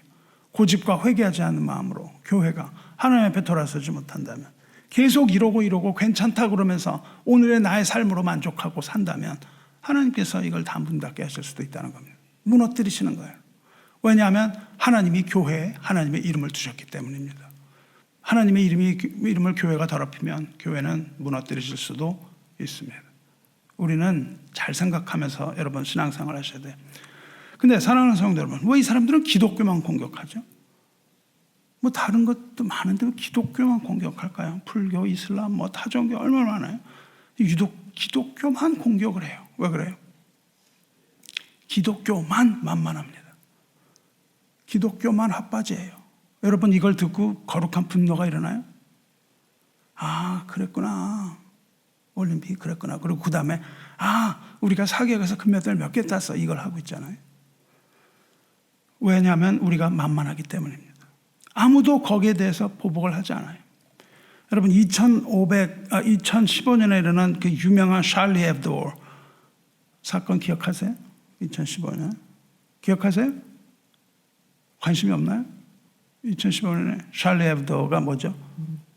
샬리 앱도, H를 시작하는 앱도는 프랑스의 유명한 좌파 풍자 신문입니다. 이 신문은 뭐 다 까는 거예요. 다 까. 모두 까. 모두 까라는 거 다 배워왔죠? 모두 깝니다. 모두 까요. 천주교, 기독교, 유도교, 뭐 정치, 뭐 좌파, 우파, 문화 전반에 걸쳐서 조롱을 하는 거예요. 풍자, 기사화해요. 근데 2015년에 이 사건이 샬리 앱도 사건이 발생합니다. 2015년 1월 7일에 이슬람 테러리스트 형제 2명이 파리 본사에 있는 이 샬리 앱도 본사 건물에 침입합니다. 거기서 자동 화기로 무차별 사격을 해서 12명 이상 죽입니다. 왜? 조롱했기 때문에. 침입을 해서 이들을 죽일 때 뭐라고 그러냐면 알라후 아크바르, 알라후 아크바르 막 외치면서 죽였어요. 알라후 아크바르가 뭐죠? 알라는 위대하다. 알라는 위대하다. 알라는 위대하다. 그러면서 총을 난사해서 다 죽였다고요. 그로부터 5년이 지났습니다. 5년이 지난 후에 또 프랑스에서 아주 유명한 교사 참수 사건이 일어났어요. 어떤 중학교에서 교사 한 사람이 이 샬리 에브레도 사건을 가지고 언론의 자유에 대해서 얘기했어요. 언론의 자유를 가져야 된다 이거예요. 언론의 자유. 그래서 학생들과 토론을 했는데 무슬람 학부모가 항의했습니다. 그리고 그 다음 주에 프랑스에 살던 무슬람 난민 중에 18살 먹은 어린아이가 이 교사의 목을 뱁니다. 참수를 해요. 이 소녀는 결국 경찰에 잡혀서 사살당하는데, 저항하다 사살당하는데, 사살당하기 전에 인터넷에 이런 글을 쓰고 죽었어요. 알라를 받들어 무함마드를 조롱한 마크롱 중 하나를 내가 처단했다. 이렇게 얘기하고 합니다. 성도 여러분, 무슬림을 조롱하면 이런 일이 생기는 거예요. 이런 일이 발생을 하는 거 아시겠어요? 기관총 난사 내지는 목을 베는 참수, 이런 걸 당하게 되는 거예요. 그러니까 어떻게 감히 무슬림을 조롱하겠습니까? 조롱 못합니다. 아이러니하죠. 이 사람들이 폭력으로 혁명을 일으켰다고요. 폭력으로 혁명을 일으켰는데 그 혁명을 일으킨 프랑스 급진 세력들이 장악한 그 세상에서 이 무슬람의 폭력 때문에 두려워서 조롱하지 못하고 만만한 기독교만 여기저기서 얻어맞는 신세가 된 거죠. 그럼 우리는 어떻게 해야 돼요? 이슬람처럼 우리도 무장 세력을 만들어가지고 가서 기관총이 아니라 무슨 바주카포나 무슨 뭐 미사일 같은 걸로 공격을 해야 됩니까? 아니죠. 물론 우리 이렇게 상대해서는 안 되는 것이죠. 이렇게 함에도 불구하고 우리는 복수에 복수를 더하는 거 아니라 그리스도의 사랑을 그들에게 전해야 될 임무가 있겠죠. 그렇지만 우리는 그들과 싸워야 됩니다. 무엇으로 싸우죠? 예수님이 무엇을 싸우게 하는 것을 우리에게 주셨습니까? 악으로 싸우지 말고 선으로 싸우라고 말씀을 하셨어요. 악에게 지지 말고 선으로 악을 이기라 이렇게 말씀하셨습니다. 그래서 우리는 투쟁해야 되는 거예요. 선으로 투쟁해야 됩니다. 그런데 기독교가 이렇게 조롱받는 이유는 무슬람 때문에 그런 것도 아닙니다. 사실은. 이렇게 조롱받는 이유는 다른 곳에 있습니다. 이렇게 조롱받는 이유는 성경에서 이미 이렇게 예언하고 있기 때문이에요. 이런 일들이 일어난다고 성경이 이미 말씀을 하고 계시다고요. 예수님 말씀하신 것을 이렇게 기록하죠. 세상이 너희를 미워하면 너희보다 먼저 나를 미워한 줄을 알라. 너희가 세상에 속하였으면 세상이 자기 것을 사랑할 것이나 너희는 세상에 속한 자가 아니요 도리어 내가 너희를 세상에서 택하였기 때문에 세상이 너희를 미워하느니라 이렇게 말씀하신다고요. 세상은 교회가 어떤 짓을 하든 교회를 미워하게 돼 있는 거예요. 왜? 예수께서 우리의 머리시기 때문에 그렇습니다. 그리고 또 이렇게 말씀하셨어요. 의를 위하여 박해를 받은 자는 복이 있나니 천국이 그들의 것입니다. 나로 말미암아 너희를 욕하고 박해하고 거짓으로 너희를 거슬러 모든 악한 말을 할 때는 너희에게 복이 있나니 기뻐하고 즐거워하라. 하늘에서 너희의 상이 큼이라. 너희 전에 있었던 선지자들도 이같이 박해하느니라 이렇게 말씀하셨다고요. 그러므로 세상이 교회를 미워하는 것은 이상한 일이 전혀 아닌 거예요. 이게 당연한 거로 우리가 받아들여야 합니다. 이걸 여러분이 영적으로 깨달으셔야 돼요. 여기에 커먼트한 또 한 사람이 있는데 현 하원 의원 누구예요? 마이크 존슨. 마이크 존슨이 이렇게 말했습니다. 먼저 이 최후의 만찬을 욕보인 일을 막 비판을 했어요. 그리고 이렇게 얘기합니다. 오늘날 우리의 신앙과 가치에 대한 전쟁은 오늘날 끝없이 일어나고 있다. 전쟁으로 보는 거예요, 이거를. 우리 신앙과 무엇에 대하여? 믿음과 가치에 대한 전쟁, 가치관에 대한 전쟁이에요. 이것이 오늘날 끝없이 일어나고 있다. 그렇고 뭐라 그러냐면, 그러나 우리는 결국 진리가 승리한다는 것을 알고 있다. 이렇게 얘기해요. 그렇게 얘기하고 요한복음 1장 5절을 이 사람이 인용을 합니다. 빛이 어둠에 비치되 어둠이 깨닫지 못하더라. 이 정치가가 발언을 하는 거예요. 하원의장에. 성도 여러분, 이것은 전쟁을 선포하는 것과 마찬가지입니다. 이게 뭐 하원의장에 있으니까 뭐 물리적인 전쟁을 얘기할 수도 있겠지만 그것보다도 영적인 전쟁을 얘기하는 거죠. 적 그리스도가 주님을 모욕을 하는 거예요. 도전장을 던지는 겁니다. 그럼 성도는 어떻게 해야 돼요? 성도는 이것을 깨닫고 전투를 준비해야 되는 것이죠. 폭력에 의한 전투가 아니라 영적인 전투를 우리는 준비해야 마땅한 겁니다.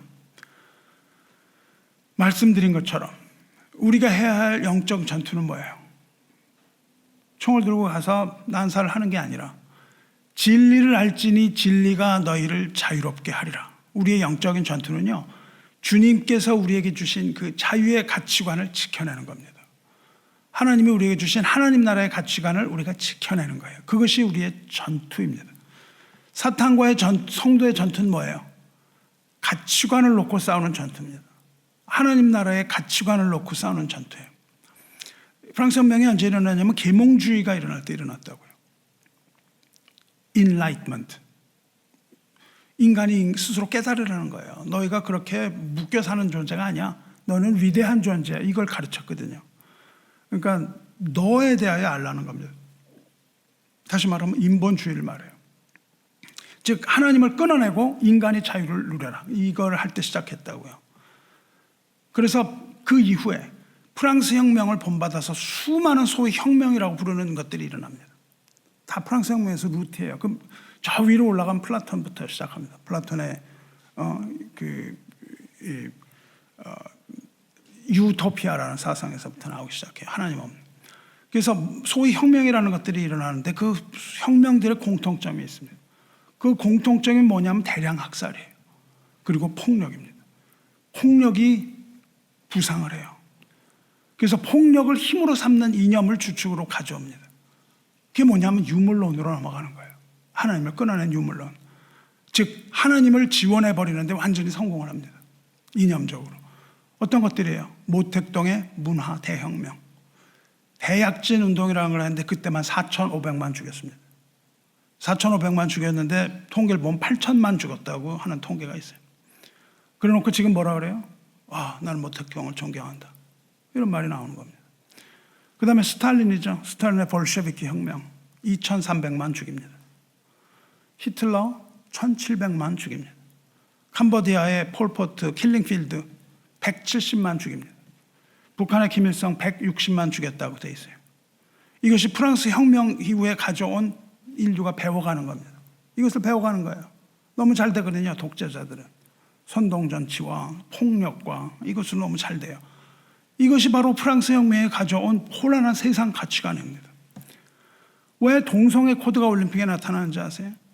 그 동성애는 조그맣게 나타나는 거예요. 그 뒤에 인권이라는 거대한 코드가 있습니다. 이게 바로 Enlightenment, 계몽주의의 영향이에요.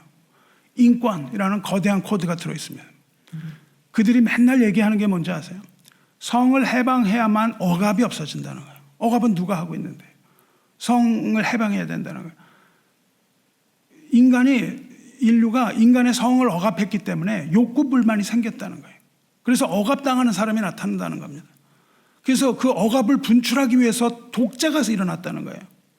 그리고 독재 타도를 위해서 성을 해방해야 된다. 이렇게 이상한 논리를 가져옵니다. 그리고 그 성 해방을 하지 않았기 때문에 히틀러가 나타났다고 얘기를 해요. 근데 히틀러의 그걸 보시면요. 히틀러 때만큼 성문란이 있었던 때가 없습니다. 이미 그것은 아주 해방됐던 곳이었어요. 독일은. 그렇게 해야만 우리가 완전한 자유를 갖는다고 얘기해요. 여러분, 이들이 말하는 자유, 평등, 박에 갖고 나오는 게 뭔지 아세요? 평등입니다. 성평등이에요. 성평등. 성해방이 되어야만 탄압이 사라진다고 주장하는 거예요. 헛소리죠. 성해방은 뭘 하는 겁니까? 기독교 가치관을 해체하고 무장하겠다는 첫 단계입니다. 기독교의 가치관을 완전 해결하겠다는 거예요. 그리고 그 뒤에 자유, 평등, 박애를 가장하고 있는 인권이라는 무시무시한 사상이 숨어 있다고요. 그걸 가져오는 게 차별금지법 이런 것들이 다 그 뒤에는 그런 역사적인 배경이 있어요. 여러분, 인권은 좋아 보이죠? 우리가 인권이 있어야 될 것 같죠? 아닙니다. 인권은 죄입니다. 인간이 인간의 권리를 주장하는 건 죄예요. 하나님의 주권을 부정하고 인간의 권리를 주장하는 것이 죄입니다. 근데 인간은 대단히 존귀한 존재예요. 인권이 없는 그런 게 아니라 아주 존귀한 존재예요. 인간이 존귀해야 하는 존재는 인간이 스스로 획득하려는 인권 때문이 아니라 하나님의 형상을 따라 지음을 받은 존엄한 존재이기 때문에 그 존재 자체가 존엄한 거예요. 뭘 권리를 뺏어가고 그런 게 없는 거예요.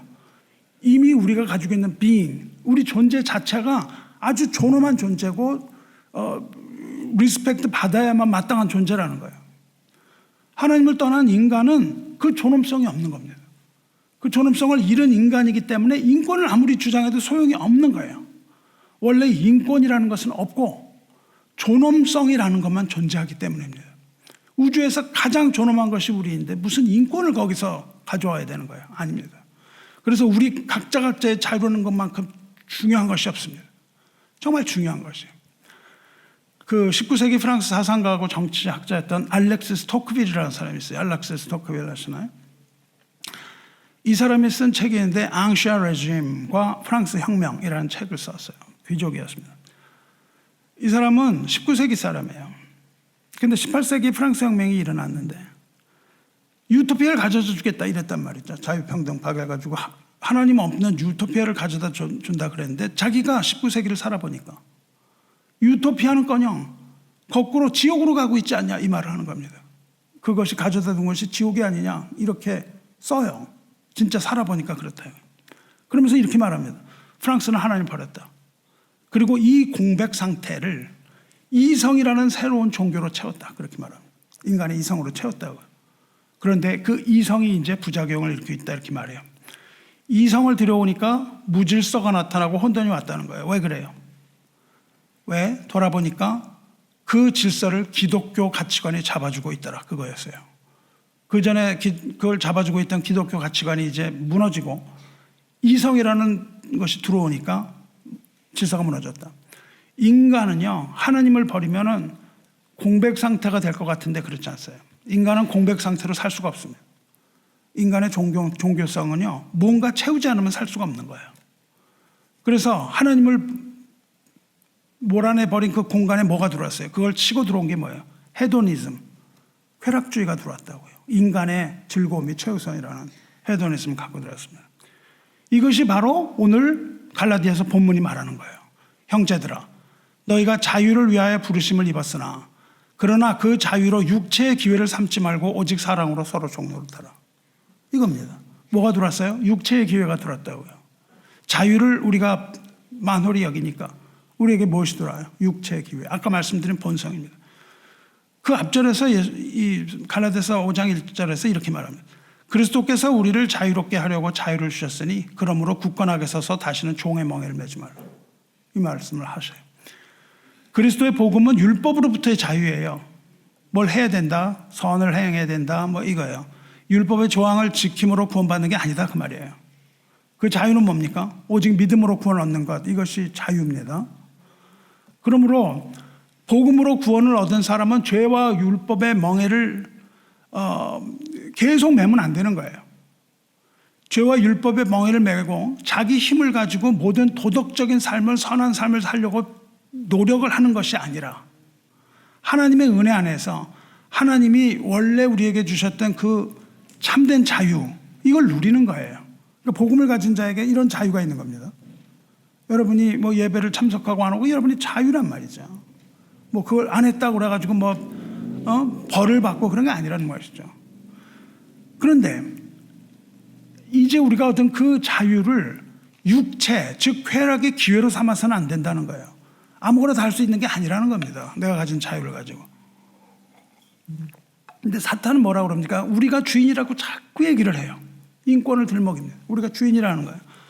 그러면서 뭐라고 그러냐면 하나님을 버리고 참된 자유를 찾아라.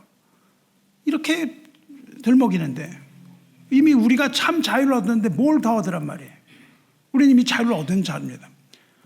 우리가 더 얻으려고 발버둥을 치면 우리에게 들어오는 것은 우상의 이미지고 헛되고 가증한 것들밖에 없습니다. 우린 예수 그리스도의 자유를 지켜야 돼요. 사랑하는 성도 여러분, 그리스도께서 우리를 자유롭게 하신 자유는 어떤 거예요? 오늘 본문 말씀이 뭘 말씀하십니까? 성령 안에서 의로운 삶을 살아내라 이겁니다. 이게 자유예요. 성령 안에서. 그냥 하는 것이 아니라 성령 안에서 의로운 삶을 살아내라. 예수님께서 산상수훈에서 말씀하신 것처럼 자유는 뭐예요? 내면의 자유, 즉 믿음의 영역일 뿐만 아니라 또 외면의 자유, 즉 성령 안에서 살아가는 능력, 의롭게 살아가는 힘, 성령 충만한 삶, 믿음 가운데 살아가는 삶, 믿음으로 구원받았음을 증명하면서 살아가는 삶, 이것이 자유라고 얘기하고 있는 겁니다. 성도 여러분, 우리의 인생은요, 이 두 종류의 흐르는 강을 건너가는 것과 같습니다. 이 땅에서 천국을 건너가는데 두 종류의 강이 있어요. 그 강 하나는 법 혹은 율법이라는 이름을 가진 강이에요. 법을 지킴으로 건너간다 이거예요. 또 하나의 강은 육체의 자유라는 강이에요. 이 율법이라는 강은 양심, 윤리, 도덕 이런 것들로 가득합니다. 이 강은요 아주 맑아요. 깨끗합니다. 아주 순전해요. 그런 강이에요. 근데 이 강물은 차갑습니다. 이 강물은 차갑고요. 이 강물은 수심이 깊어요. 그리고 물살이 급해요. 그리고 거기에는 험하고 날카로운 바위들이 가득 차 있습니다. 그래서 이 강을 건너가려고 해도 건너갈 수가 없습니다. 건너가려고 하면 떠내려가거나 바위에 부딪혀서 죽게 되는 거예요. 율법의 강을 건너갈 수가 없습니다. 반대로 또 하나의 강이 있는데 이 푸른 육체의 자유의 강이 있어요. 아주 조용하게 흐릅니다. 육체의 자유가 아주 아름다워 보여요. 고요합니다. 물이 따뜻하기까지 해요. 아주 편안해요. 그래서 건너기가 아주 용이합니다. 그런데 이 강은 세느 강이에요. 이번 강 올림픽에서 세느 강을 보여줬죠. 세느 강은 어떻다고 보여줍니까? 거기서 수영 선수들 수영하게 했는데 거기 수영하고 나와서 들어자마자 콜라를 막 들이켰던 거 아세요? 너무너무 더러운 물입니다. 수영을 할 수 없는 그 강물에 사람들을 수영하게 한 거예요. 그래서 굉장히 많은 비난을 받습니다. 이 강은, 이 육체의 강은 독과 오염물질로 오염된 더러운 강입니다. 그래서 그 강을 헤엄쳐서 가려고 하면 죽을 수밖에 없는 겁니다. 우리는 율법으로도 가지 못하고 이 자유라고 하는 이 육체의 자유로서도 강을 건너갈 수가 없는 거예요. 그럼 우리는 저 길을 어떻게 건너가요? 이 강은 육체의 욕심, 육체 소욕으로 가득해요. 자기 의지나 육체의 기회로 가득합니다. 그래서 이 두 강 모두가 죽음의 강입니다. 살아서 건널 수가 없어요. 여기는 유대인들은 이 율법의 강을 건너려고 했다고요. 그런데 어떻게 됐습니까? 건너지 못하고 다 죽었습니다. 지금 프랑스와 세상은 뭘로 건너려고 그래요? 육체의 자유의 강을 건너려고 발을 담그고 있는 거예요.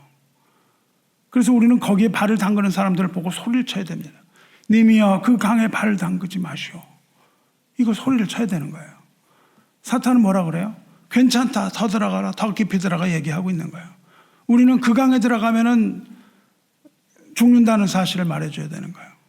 그리고 우리도 그 강물에 물을 담그면 안 됩니다. 두 강물이 다 아름다워 보일지 모르지만 이것들은 죽음을 부르는 아름다움이에요.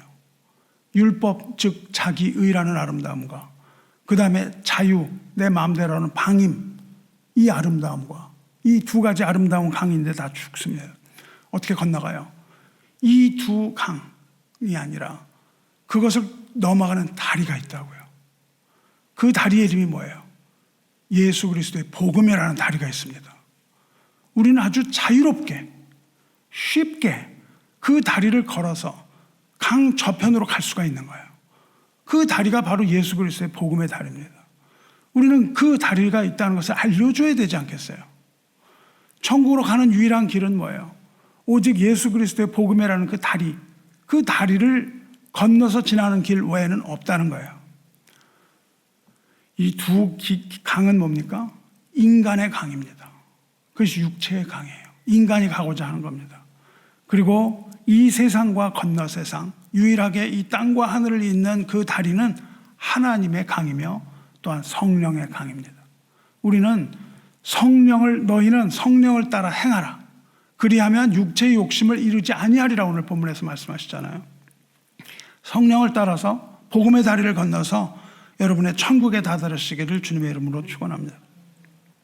프랑스 혁명은 자유평등 박애를 내밀었습니다. 하지만 그리스도의 자유를 얻은 사람은 그게 아닙니다. 진정한 기독교의 아이러니는 뭐예요? 13절에 있는 것처럼 자유를 가지고 종노릇하라는 거예요. 그 자유로 육체의 기회를 삼지 말고 오직 사랑으로 서로 종노릇하라. 얼마나 아이러니해요. 자유를 얻었는데 종노릇을 하래요. 이제 종의 멍에를 더 심하지 말라 하는데 종노릇 또 하라는 거예요. 그러면서 뭐라고 말씀하십니까? 만일 서로 물고 먹으면 피차 멸망할까 조심하라. 얼마나 아이러니해요. 그렇지만 이것이 기독교 가치관입니다. 기독교의 가치는 뭐예요? 평등이 아니라 사랑입니다. 하나님을 사랑하고 이웃을 자기 몸과 같이 사랑하는 사랑이 기독교 가치관이에요. 평등이 아닙니다. 기독교의 가치는 인권이 아니에요. 인권이 아니라 하나님의 형상을 따라 지으신 바는 존엄이에요. 이게 기독교 가치관입니다. 기독교의 가치는 폭력이나 원수 갚음이 아니라 용서와 형제를 불쌍히 여기는 자비입니다. 이게 기독교 가치관이에요. 기독교 가치는 뭐예요? 악의 논리가 아니라 선으로 악을 이기는 선한 영적 전투입니다. 기독교의 가치는 살인이나 학살이나 폭력에 있지 않고 생명에 있습니다. 그리스도 안에서 얻는 부활과 영원한 생명이 기독교 가치관의 중심이에요. 이것이 바로 성경이 말하는 진리이며 그리스도께서 자유롭게 하신 자유입니다. 이 자유를 가지고 우리는 육체의 기회로 삼지 말고 섬김의 기회로 삼으라고 말씀을 하시는 거예요.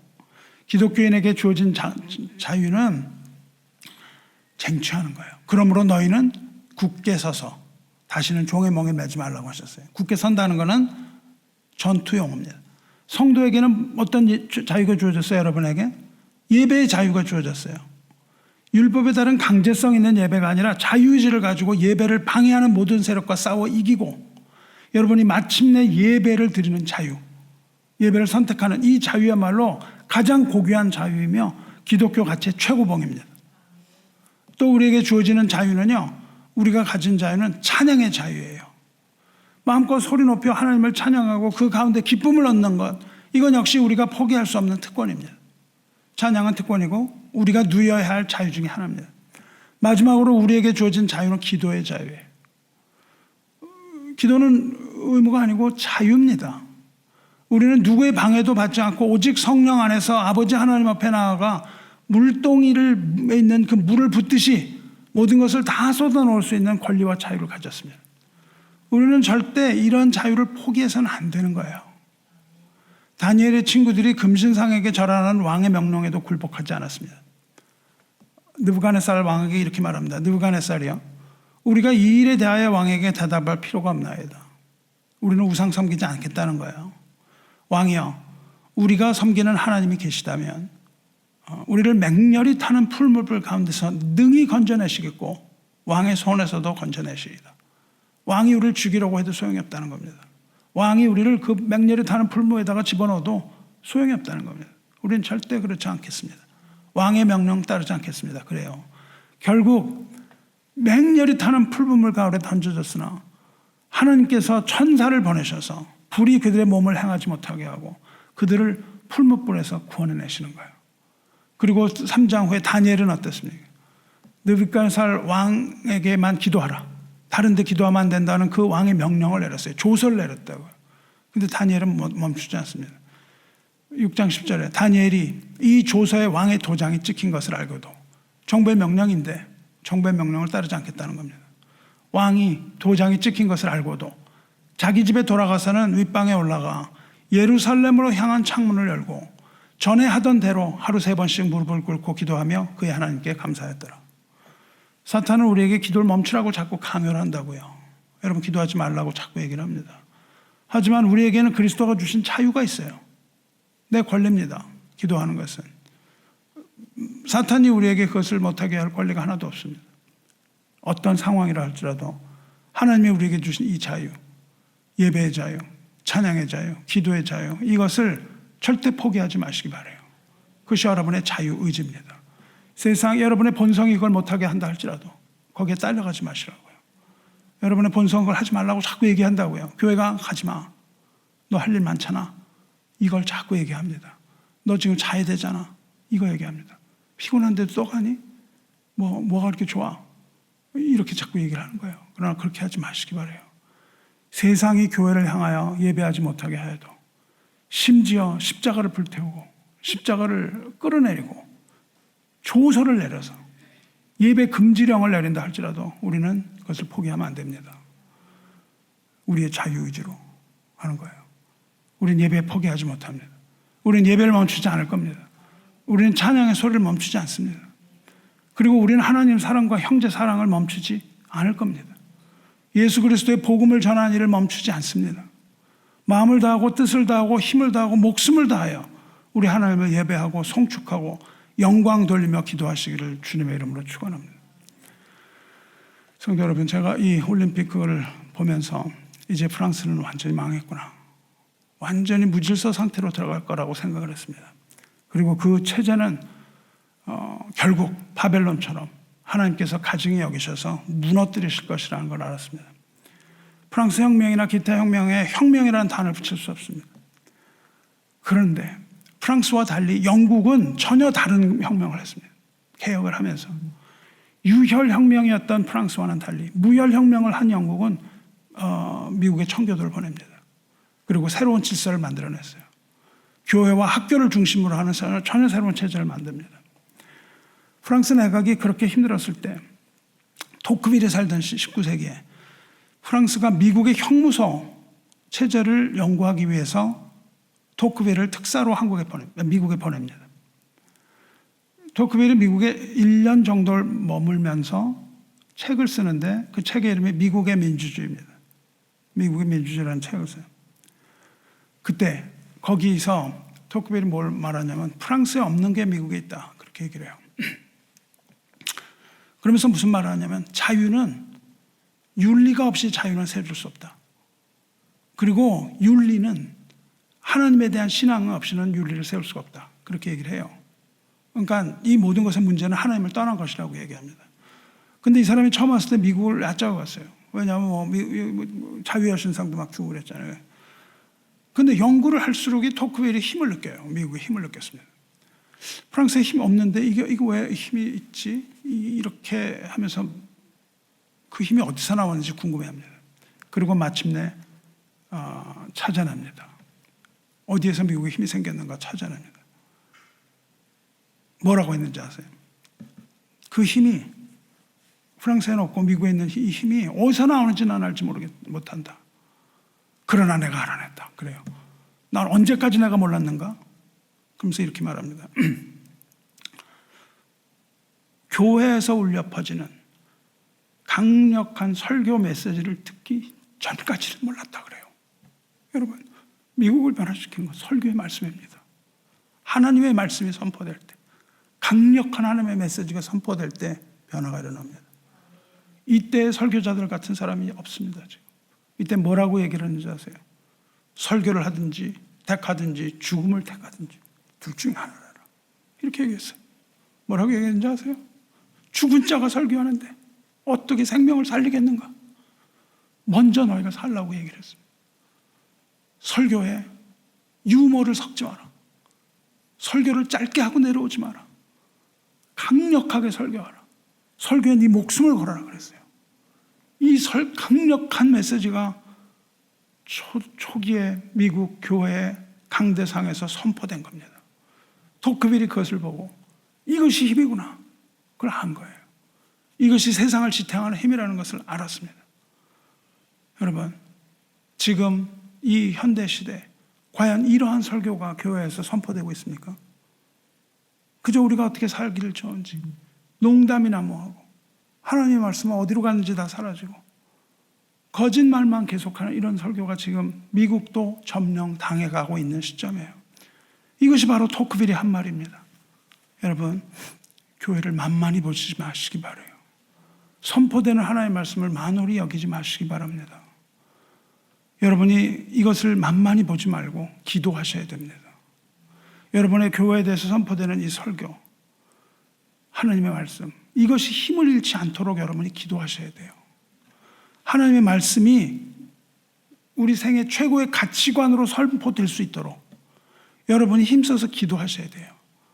그것이 여러분의 자유의 의지입니다. 여러분의 의지로 그것을 하셔야 돼요. 그리고 여러분이 애써서 이것을 지켜나가야 됩니다. 누가 지킵니까? 우리가 지켜야 돼요. 성도 여러분, 하나님은 하나의 환상이 아닙니다. 관념도 아니에요. 하나님은 의로우심 그 자체입니다. 하나님은 존재 그 자체예요. 그렇기 때문에 구원받은 백성은요, 하나님의 은혜에 보답하기 위해서 하나님의 법, 성령의 법을 따라가는 겁니다. 우리의 의지로 따라가는 거예요.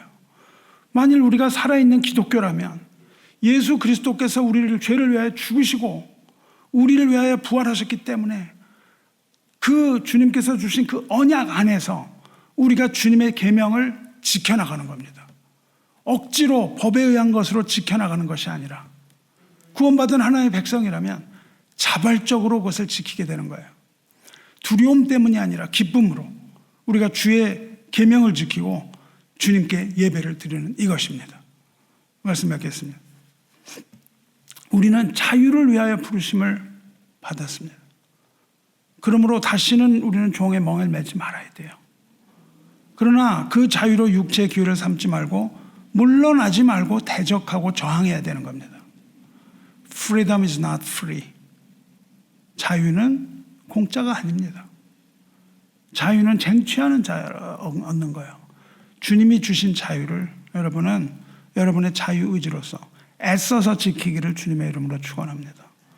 그리고 사랑으로 서로 종노릇하며 한 성령 안에서 서로 화목을 이루며 이 공동체를 보존해 나가는 큰 은혜를 받으시기를 주님의 이름으로 축원합니다. 기도하겠습니다. 사랑과 은혜의 하나님 아버지, 오늘 예배를 통해 은혜 베푸신 하나님께 감사와 존귀를 올립니다. 사망이 지배하는 이 어두운 세상에 빛이신 예수 그리스도를 보내주신 하나님의 사랑에 감사드립니다. 빛으로 세상에 오셨지만 어둠이 알아보지 못하고 배척했던 것처럼 세상은 주님을 알아보지 못한 채 사탄의 사주를 받아 오히려 하나님과 하나님의 백성을 모독합니다. 그러나 주님의 백성은 갈 바를 모르고 주님의 교회는 잠을 자고 있습니다. 이제 주께서 그 잠을서 깨우게 하시고 주님의 능력으로 채워주셔서 선으로 악을 이길 힘을 내려 주시옵소서. 이제 점점 더 악해만 가는 이 세상에서 주님의 백성이 고통 가운데 부르짖사오니 부르짖는 이 음성을 들으시고 힘에 힘을 더하여 믿음을 지켜주시옵소서. 주님, 우리 민족을 전투의 민족으로 삼으셔서 수천 년 동안 침입을 받아도 쓰러지지 않게 하시고 또 우리에게 하나님 기뻐하실 신앙심을 주셔서 하나님을 섬기게 하셨으니 지금 고군분투하고 있는 주님의 교회와 주님의 세우신 종들을 불쌍히 여기시고 붙들어 주시옵소서. 주님께서 나라를 해방시켜 주실 줄로 믿습니다. 동해물과 백두산이 마르고 닳도록 하나님이 보호하사 우리나라 만세, 이렇게 하나님을 애국가에 넣은 이 민족, 늘 하나님의 도우심과 보호하심을 사모하는 민족이 하나님을 믿지 않고 민족의 교회가 하나님을 잊어버렸다 말하지 않도록 기쁨과 평강으로 믿음 지켜주시옵소서. 평화가 아니라 심판이 있음을 깨달아 진정으로 충성하며 주님 오실 그날까지 의의 길을 가며 실족하지 않도록 붙들어 주시옵소서. 우리를 사랑하사 자기 몸 내어주신 우리 주 예수 그리스도의 이름으로 기도드리옵나이다. 아멘.